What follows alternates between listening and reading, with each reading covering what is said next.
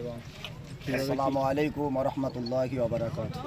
দেখুন, আমরা যে এলাকাতে বসবাস করছি এটা অত্যন্ত মানে সেন্সিটিভ এলাকা বলা যায়। কারণ আমাদের এই এলাকাতে হিন্দু মুসলিম যদি একত্রে হিসাবে বলা হয় আমরা সংখ্যায় একেবারে সংখ্যাগুরু। তারপরেও আমরা শিক্ষা থেকে পিছিয়ে দুটো বিষয়ের সমন্বয়ে যখন সমাজকে আমরা উন্নয়নের লক্ষ্যে আগাতে চাইব, কখনো এটা সম্ভব নয়। সেই জন্য আমার বিশেষ করে গ্রামবাসী এবং এলাকাবাসী মানুষের সাথে একটা ভালো সুসম্পর্ক আমি রাখবার চেষ্টা করেছি। আল্লাহ ভালো জানেন, নিশ্চয়ই মানুষের কাছে আমি সেই জায়গাটা তৈরি করতে পেরেছি। ওই জন্য মানুষের যে ভালোবাসা আমি পেয়েছি, তাতে করে আমার আজকের দিনে বিশেষ করে মনটা ভরেছে বা মনটা ভরে গেছে। আমি এর আগে অনেক রকমভাবে ভেবেছিলাম, ভীষণভাবে টেনশন ফিলও করছিলাম। আর বিশেষ করে ভাইজানেরা আমার সঙ্গে আছেন, ভাইজানেরা বারবার আমাকে সাহস দিয়েছেন। সেই সাহসেই আমি আজকে সাফল্যের দিকে এগিয়ে গেছি।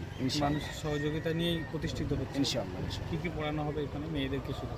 এইখানে আমরা দেখুন, প্রথমত আমরা অ্যারাবিকটা তো অবশ্যই আছে, কিন্তু আমাদের পড়াশোনার কোয়ালিটিটা আমরা একটু মডার্ন করতে চাইছি।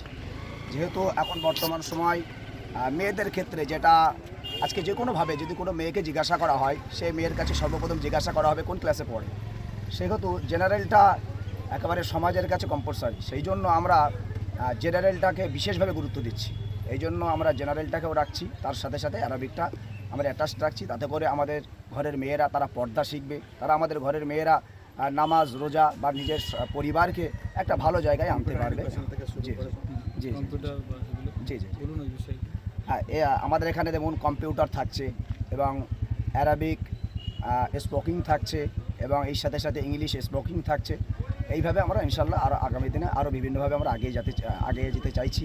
সেটা আমরা স্টার্ট করলে আরও ধাপে ধাপে যে সমস্ত মানে সমাজের সাথে তাল মিলিয়ে চললে যে প্রয়োজনগুলো আমাদের সামনে আসবে, ইনশাল্লাহ আমরা সেগুলো চেষ্টা করব। আপনার নাম আর নাম? আমার নাম মোহাম্মদ গিয়াসউদ্দিন। আমার বাড়ির জেলাটা হচ্ছে নদিয়া জেলার মধ্যে পড়ে যায়। আর আমি যেখানে মাদ্রাসা করছি এই জায়গাটা হলো, আমি এখানে ইমামতি করি। আমার সমস্ত গ্রামবাসীর সহযোগিতায় এটা হচ্ছে। এই জায়গাতে আমরা ইনশাল্লাহ মাদ্রাসা করছি। এটা হলো 24 পরগনার মধ্যে পড়ছে, অশোকনগর থানার অন্তর্গত শ্রীকৃষ্ণপুর পঞ্চায়েতের অধীনে। এটা আপনার কেওড়সা গ্রাম। মাদ্রাসার নামটা পুরোটা বলুন। মাদ্রাসার নাম হলো রহিমা হুসাইনিয়া মডার্ন গার্লস মাদ্রাসা।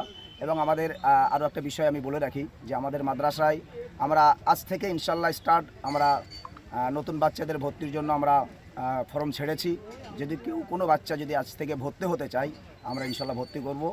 আর যেহেতু আমাদের এখন বিল্ডিং নাই, আমরা পাশাপাশি একটা বিল্ডিং নিয়ে এই কাজটা আগাতে চাইছি। যেহেতু নতুন সেশন শুরু হতে এখনও প্রায় 3 মাস, আমরা এই 3টে মাস আগে শুরু করলে আমাদের নিজেদের একটা প্রস্তুতি তৈরি হবে বা প্রস্তুতি আসতে পারে, বা আমাদের নিজেদের অনেকটা অভিজ্ঞতা সঞ্চয় হবে। সেই লক্ষ্যে আমরা একটু আগেই শুরু করছি ইনশাল্লাহ। দায়িত্বে কারা কারা রয়েছে? আপনি? জি, দায়িত্বে এই মুহূর্তে আমার বড় ভাইজান এবং সব ভাইজানরাই আমার সঙ্গে আছেন। এবং এই সাথে বিশেষ করে সবথেকে গুরুত্বপূর্ণ যারা আমার সবসময় আমার সহকর্মী, আমার এই কেওড়সা গ্রাম। আর আজ থেকে আমার এলাকাবাসীও হয়ে গেছে। এই পর্যন্ত খালি কেওড়সা গ্রাম ছিল, আর আজ থেকে এলাকাবাসী। সবার ভালোবাসা, সবার সহযোগিতা, সবার প্রতিদান আমি ইনশাল্লাহ আজ থেকে অর্জন করতে পেরেছি, এটা আমি বিশ্বাস করি। সেই জন্য আগামী দিনে আরও এগিয়ে যাব ইনশাল্লাহ। সভাপতি হিসাবে আমার মাদ্রাসা রহিমা হুসাইনিয়া মডার্ন গার্লস মাদ্রাসার সভাপতি হিসাবে জনাব পীরজাদা মহিবুল্লাহ হুসাইনি ভাইজানকে আমরা সবাই সাপোর্ট করেছি এবং তিনি আমাদের মাদ্রাসার সভাপতি ইনশাআল্লাহ।